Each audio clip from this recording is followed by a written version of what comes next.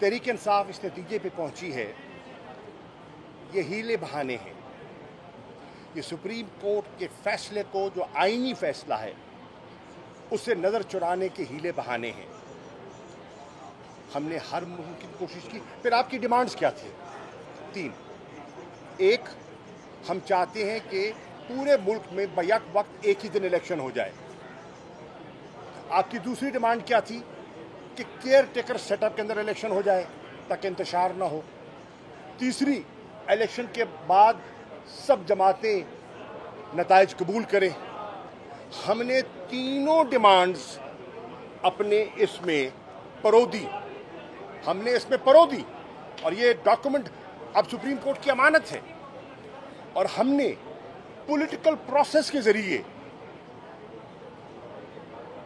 Political consensus पैदा करने की कोशिश की, और हमने लीगल जो रुकावटें आड़े आ रही थी, हमने उसमें भी सजेस्ट किया कि हम लीगल हर्डल को, जो आर्टिकल 224 की कदगन है, उस पर अबूर पाया जा सकता है। तो कैसे पाया जा सकता है, हमने वो भी तजवीज़ इसमें परो दी कि हम जाने को तैयार हैं, हम वोट देने को तैयार हैं, हम वन टाइम कॉन्स्टिट्यूशनल अमेंडमेंट के लिए तैयार हैं।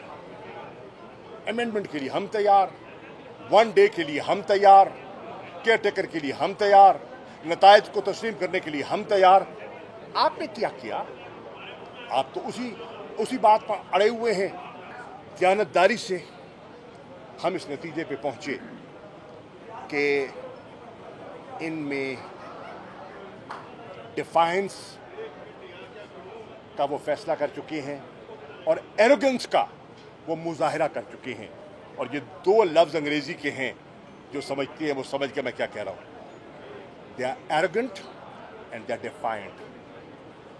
दे want to undermine the constitution of Pakistan and they want to ridicule the highest forum of justice in this country, which is the Supreme Court of Pakistan.